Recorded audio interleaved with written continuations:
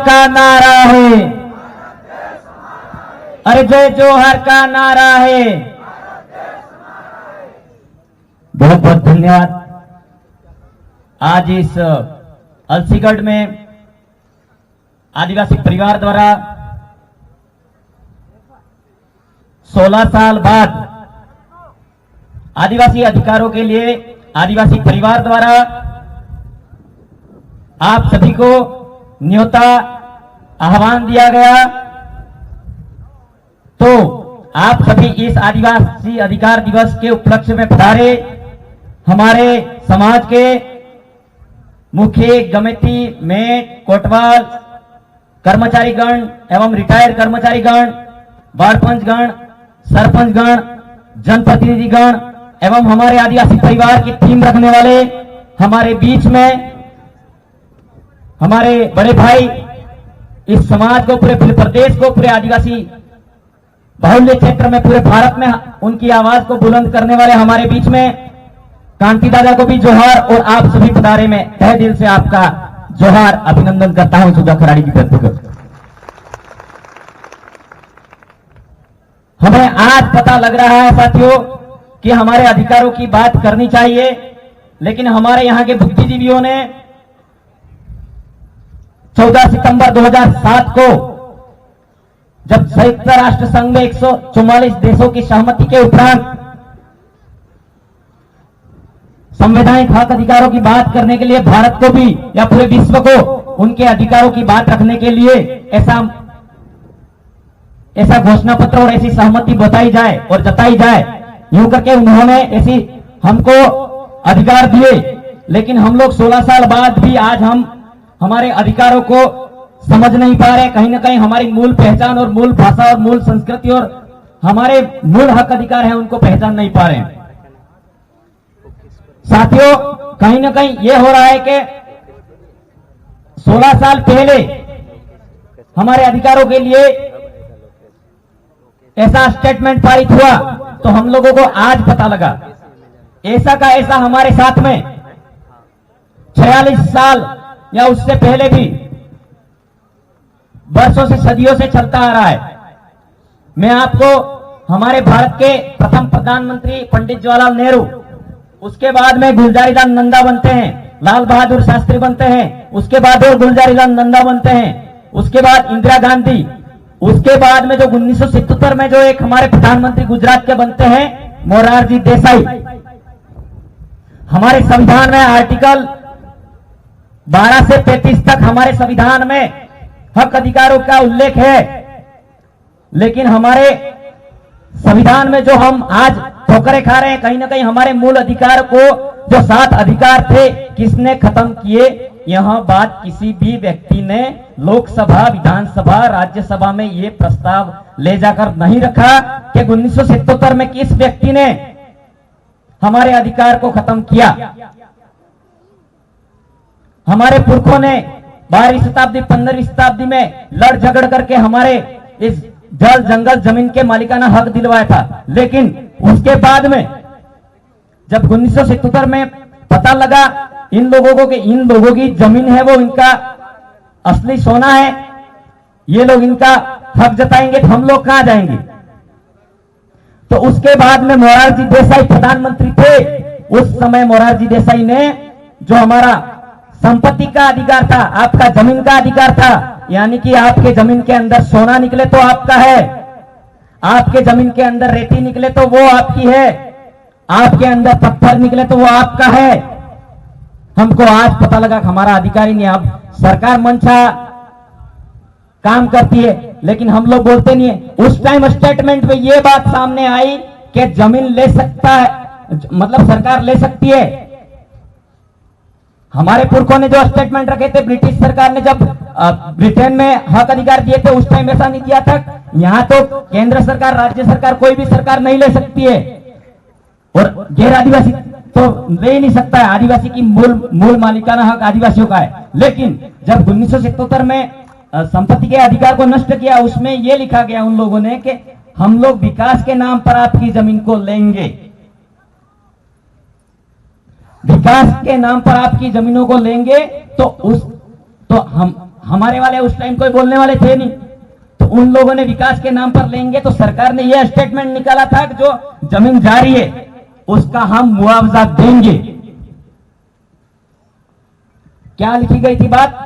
जो जमीन जिसकी कोई विकास के कार्य में, रोड के कार्य में जा रही है, कोई रेलवे पर ट्रैक बन रहा है उसमें जा रही है, हवाई पट्टी बना रहा है उसमें जा रही है, तो हम लोग उनका मुआवजा देंगे। लेकिन आज क्या, जो 1977 में मोरारजी देसाई की सरकार थी, क्या वो सरकार के जो 44वें संविधान संशोधन में ये हमारे संविधान अधिकार को बदला गया? उस अधिकार के स्टेटमेंट पे क्या आज हम हमारे सरकार से हम मांग करना चाहते हैं, मेरी जमीन चली गई तो क्या ये रोड बन रहा है, यहाँ पास में आपका मकान है, तो आपको सरकार मुआवजा दे रही है या नहीं दे रही है? ये आपको सोचना समझना है साथियों। इस विषय पर हम लोग नहीं बोल रहे। हमारे यहाँ के, हम खुले मन से कहना चाह रहे हैं, हमारे यहाँ के जो हम लोकतंत्र का हिस्सा मानकर आगे पहुंचाते हैं, वो लोग हमारे आज तक नहीं बोले।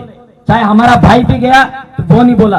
हम लोगों को तो यहाँ से आगे बैठते कहाँ है वो नहीं पता था। ये तो मेहरबानी की बात है कि हमारे कांति दादा भंवरलाल जी परमार दादा ने मिलकर इस प्रदेश टेरिटरी में और पूरे भारत में आदिवासियों को जगाने का काम किया, तब जाके हमको विधानसभा की भी शकल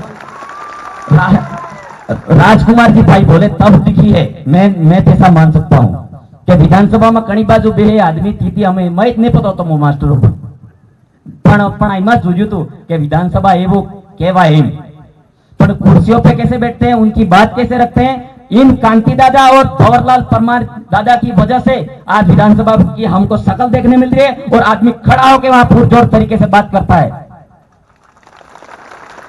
और मैं इस मंच के माध्यम से यह कहना चाहता हूं, हम लोग पार्टी सर्वोपरि नहीं मानते, हमारा समाज, आदिवासी समुदाय, आदिवासी परिवार सर्वोपरि मानते हैं। पार्टी का हवाला संविधान में नहीं है, क्योंकि आप लोगों को पता होना चाहिए, हमारे कांति दादा और अमित दादा और जगदीश भाई पांडोर दादा थे और पवार दादा। आज आपको पता होना चाहिए कि हमारे उदयपुर क्षेत्र में या पूरे आदिवासी टेरिटरी विस्तार में समस्या होती है। क्या आप लोग इनको कांति भाई को पैसे दे रहे हो? क्या कांति भाई आपके लिए बोल रहे हैं? कांति दादा को चिंता हो रही है कि मेरा समाज मेरे लिए सब कुछ है। कांति भाई आज प्रिंसिपल क्यों नहीं होते? कांति भाई आज उच्च न्यायालय में वकील नहीं होते क्या? मतलब कहीं ना कहीं उनके ऊंचे ओहदे पर पढ़ाई के तौर पर उनका निजी स्वार्थ पर रोजगार कमाने के लिए ऊंची पोस्ट पर भी होते। कोई कणु कहता है कांति भाई ने नोम ली है, अमित भाई नोम ली है, जहां अनंत है नोम ले लेन प्रचार करवाए। हम किसी व्यक्ति का प्रचार करने नहीं आए। हमारा उद्देश्य वार्ड पंच, एमएलए, एमपी बनाना हमारा उद्देश्य नहीं है। हमारा उद्देश्य हमारे समाज को शिक्षा के दृष्टिकोण में आगे बढ़ाना। हमारे समाज में शोषण होता है, अत्याचार हो रहा है, उसके खिलाफ कौन आवाज उठा रहा है और उसके लिए कौन आवाज उठा रहा है, उसके लिए काम कर रहे हैं साथियों। तो आपके ये पूजा भील वाला मामला हुआ, कार्तिक भील वाला मामला हुआ, निर्मेश घाट वाला मामला हुआ, ये उदयपुर में ये आपकी जमीन आसपास छीनी जा रही थी, उस टाइम हमारे कांति भाई के आग के अंदर लगी हुई प्रॉब्लम है। मतलब कितनी समस्या है, आधा शरीर लेके भी आदमी आपके अधिकारों के लिए लड़ने के लिए आपके समक्ष खड़ा है। तो हम लोग ये कहने के लिए भी मंजूर नहीं है कि हम हमारे समाज के साथ में आके हम काम करें। जो कर रहा है वो कर रहा है, करो यूं। लेकिन ये जो इन दादा की आवाज है, उन सभी का काम है, हमारा अनुशासित तरीके से काम है। आदिवासी परिवार किसी जाति धर्म समुदाय को ऊंच नीच बताने का काम नहीं कर रहा है। हमारा आदिवासी समुदाय है वो सदियों से, वर्षों से सबको संरक्षण देने का प्रयास किया है। कोई भूखा भी अपने घर आ जाता है, उसको अच्छे से पानी पिलाएगा, खाना खिलाएगा, लेकिन कभी ये नहीं पूछेगा तू कहां से आया, क्या कर रहा है, क्या नहीं कर रहा है, ये नहीं पूछेगा। पहला हमारा वो ही धर्म था। लोग यूं कहते हैं कि हमारा धर्म वो धर्म नहीं था। आपने कणु कहते पानी पीवड़ा दियो धर्म था ही। तो हमारे बोल वाले लोगों ने उसको कन्वर्ट कर दिया धर्म में। असल कौन करी धर्म था ही, यूं कहते थे। धर्म का उल्लेख ऐसे नहीं था हमारे आदिवासी समुदाय में। हमारे आदिवासी समुदाय जीव मात्र मानव मात्र कल्याण के उपलक्ष्य में काम करता है। हमारे वाले भूखे और हमारे जैसे कोई महिला होती है तो दोपहर में तरजू था जाए तना फोड़ी पावला आपने यहाँ માટલો मिलजो धर्म था ही। वो धर्म था ही, वो धर्म था, वो काम को अपना सर्वोपरि मानते थे। यानी कि हमारा आदिवासी समुदाय है वो प्राकृतिक जीवन, नैसर्गिक जीवन शैली को पूछता आया है, काम को प्राथमिकता मानता है। तो इन दादाओं का और सबका ये काम कर रहे हैं, तो आपको एक करने का काम कर रहे हैं साथियों। कंधे से कंधा मिलाकर आप आदिवासी परिवार की विचारधारा के साथ जुड़ जाइए। ये लोग अंधविश्वास के खात्मे करके आपके शिक्षा के बारे में ये चिंता कर रहे हैं, आपके स्वास्थ्य के बारे में चिंता करते हैं, आपकी जमीन के बारे में चिंता करते हैं, आपके जो पेट के अंदर बच्चे पल रहे हैं, हमारे भी और सबके जो न्याय हैं, आए हैं, उन सभी के लिए काम कर रहे हैं, किसी अकेला का काम नहीं कर रहे हैं साथियों। ये बात हमें यहां से प्रण लेके जानी है साथियों।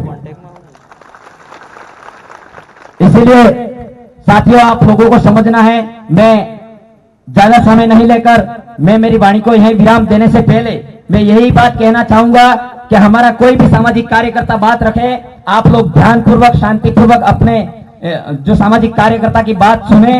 कोई भी चाहे 5 बज जाए 6 बज जाए, आप सुने बिना नहीं जाए, क्योंकि हमारे पुरखों ने 365 दिनों की 365 दिन प्रतिदिन हंसते हंसते हमारे इस मुल्क जमीन के लिए, मूल मालिकाने हक के लिए हंसते हंसते फांसी दे दी है। हम लोग 5 घंटे बैठने के लिए तैयार नहीं होते हैं, उठ के चले जाते हैं। लेकिन हमारा छोटे से छोटा कार्यकर्ता, बड़े से बड़ा सामाजिक कार्यकर्ता, हर आदमी अलग अलग टैलेंट, हर आदमी अलग अलग ज्ञान आपको पहुंचाने का प्रयास करेगा।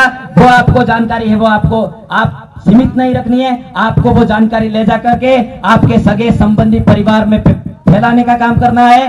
तो हमारे इस जो 1913 में और हमारे पुरखे जो सदियों से हम राजस्थान, मध्य प्रदेश, गुजरात, महाराष्ट्र, पूरे आदिवासी टेरिटरी विस्तार को मिलाकर भील प्रदेश बनाने का सपना है, हमारे कंधे से कंधा मिलाकर काम करने से पूरा होगा साथियों, मैं ये कहना चाहता हूं। इसलिए बहुत बहुत धन्यवाद। संचालक महोदय, एक बार और नारा हो जाए, जय जोहर का नारा है।